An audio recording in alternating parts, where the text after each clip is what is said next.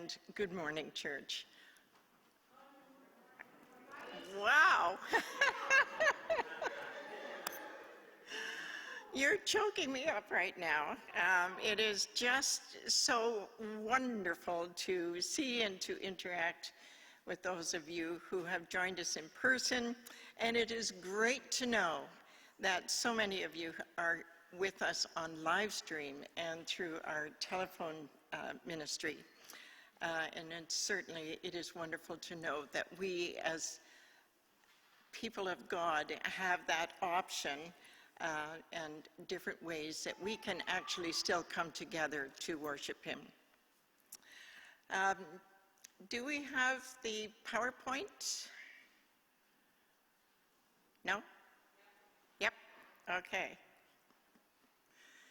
I think our first PowerPoint was one I saw on Facebook. It was absolutely wonderful, and this is Louis, and this is a pumpkin patch. He caught it right before they were all going to be harvested and picked up, and I think that's such great. Thank you, Louis. Now, black walnuts and fruits and berries are falling, and the leaves are beginning to show more color. We can see that all around us. I was smiling when I was told by Keith that they had collected 9 great, huge garden bags full of black walnuts from their yard on Friday. Our squirrels just line them up against the bottom of the garage door and wait for us to open the door, and then they run in with each one of them individually. But you can also find them in every single planter in our yard. So we have some wonderful photos, more photos to show you today about our families enjoying this season. And this is Claudia and her family celebrating Thanksgiving and the beautiful fall season. Oh, we all know this one too. This is an intergenerational Thanksgiving feast with Warren and Barbara and Roma and their children and grands. I understand from them it was a smaller table, a much smaller table this year than usual, but still one full of great food and full of joy and Thanksgiving. And pies. Pies, I tell you, this is the only family that I know that in order to come and join them, you have to bring a home-baked pie. And they line them up. Sometimes it's 8 or 9 of them, so you have a great choice there. I think I see 5 different ones in that photo. And here's the perfect family photo with Doug and Allison, with Candace and Zach, and their little Jackson, and Chelsea and Brett and little Finnegan. And what a joy to discover today that we actually have little Finnegan and can meet him for the first time this morning here at Knox. Happy birthday greetings go to Helen on the 18th and to Sarita and Eileen on the 21st. Eileen moved to Toronto this past year to be nearer to her son, but she still is able to see us once in a while, and that is wonderful. Lorraine is on October the 22nd, and Ruth is on October the 23rd. We wish each one of you a very special and a meaningful day and year ahead. Happy anniversary to Keith. They're celebrating 22 years.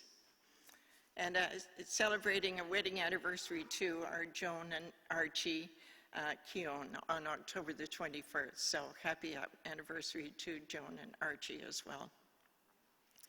Last week, I shared with you how Jon and I took a risk, and we moved out of our comfort zone by taking a little getaway trip.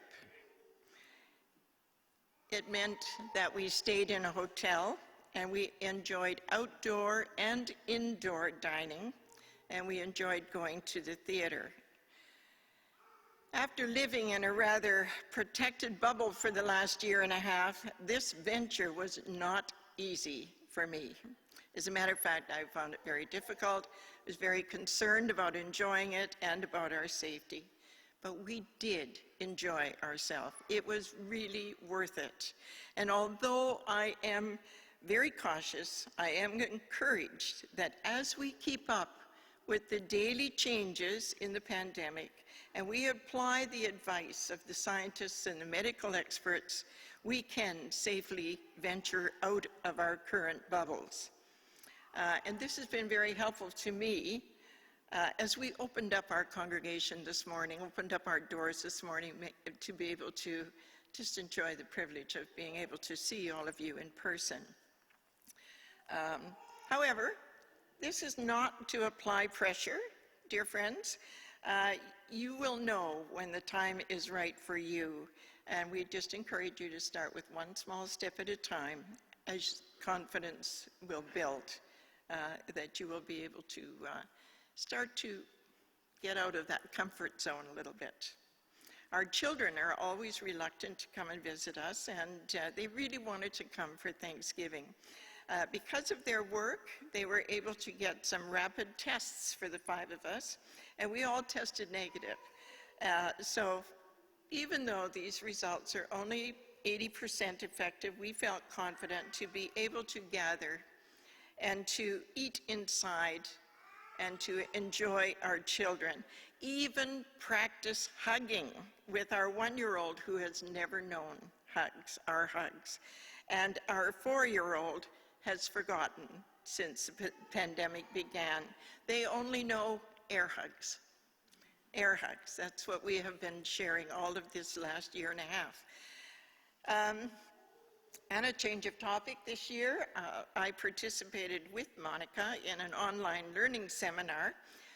One was for intergenerational messy church, and they ended one of their sessions with, God give you peace, God give you hope, God give you joy, God give you love, and God give you rest for the rest of this day.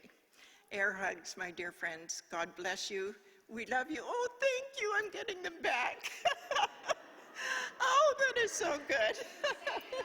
Home, the people in the sanctuary are starting to reach out their arms towards Lynn for air hugs. So, wow, I have been saying since the beginning, I need a Jackie cam. Then you'd be able to see what's happening here.